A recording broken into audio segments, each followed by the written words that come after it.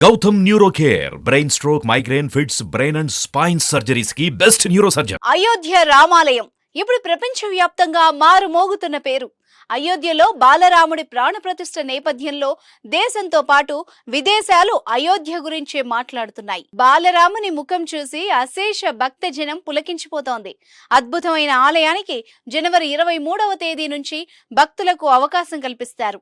అత్యంత సుందరమైన భవనాల్లో అయోధ్య ఆలయం ఒకటిగా నిలుస్తోంది. అలాంటి అయోధ్య రామాలయాన్ని అద్భుతంగా తీర్చిదిద్దిన ఘనత చంద్రకాంత్ సోంపురాకి దక్కుతుంది. ఆయనే అయోధ్య ఆలయ మాస్టర్ ప్లాన్ రూపకర్త. వాస్తు శిల్ప శాస్త్రాలకు అనుగుణంగా మాస్టర్ ప్లాన్ ను రూపొందించి ఆలయాన్ని అద్భుతంగా నిర్మించారు. ఎలాంటి భూకంపాలు, ప్రకృతి విపత్తులు జరిగినా పటిష్టంగా ఉండేలా ఏర్పాటు చేశారు. నిజానికి 32 ఏళ్ల క్రితం అప్పటి విహెచ్పి అధ్యక్షుడు అశోక్ సింఘాల్ అయోధ్య మాస్టర్ ప్లాన్ కోసం చంద్రకాంత్ సోంపురాను కలిశారు.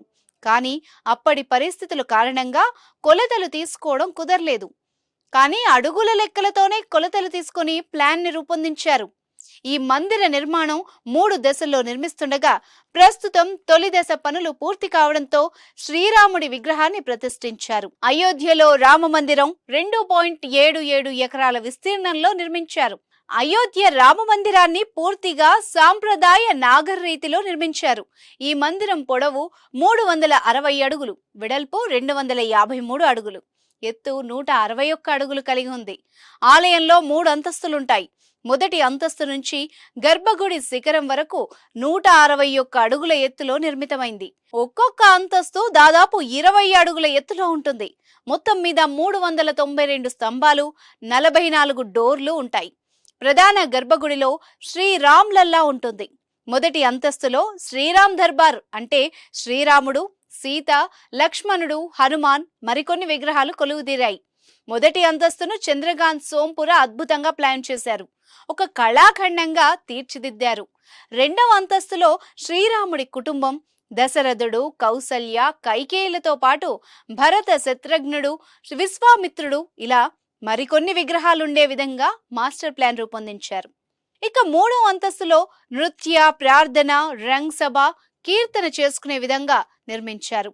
వీటితో పాటు మందిరంలో స్తంభాలు, గోడలకు దేవుళ్ల విగ్రహాలు, ఇతిహాసాల కథల్ని ఏర్పాటు చేశారు. అయోధ్య ఆలయానికి మాస్టర్ ప్లాన్ ని రూపొందించిన సోంపురా ఫ్యామిలీకి ప్రసిద్ధ దేవాలయాలను రూపొందించిన అనుభవం ఉంది. శతాబ్దాలుగా ప్రపంచ వ్యాప్తంగా 200 కంటే ఎక్కువ దేవాలయాలకు సోంపురా ఫ్యామిలీ ప్లాన్ అందించింది. గుజరాత్ లో అరేబియా సముద్రం తీరంలో ఉన్న సోమనాథ్ ఆలయం రూపకల్పన చేసింది కూడా చంద్రకాంత్ తాతగారే. రామ మందిరాన్ని డిజైన్ చేస్తున్నప్పుడు చంద్రకాంత్ కు అతని 2 కుమారులు ఆశీష్, నిఖిల్ సోంపురా సహకరించారు. రామాలయం కాకుండా గాంధీనగర్ లోని స్వామి నారాయణ ఆలయం, పాలన్పురాలోని అంబాజీ ఆలయంతో సహా చంద్రకాంత్ దాదాపు 130 ఆలయాలను రూపొందించారు. ఇప్పుడు దేశానికి అయోధ్య లాంటి గొప్ప ఆలయాన్ని అందించి చరిత్రలో నిలిచారు చంద్రకాంత్.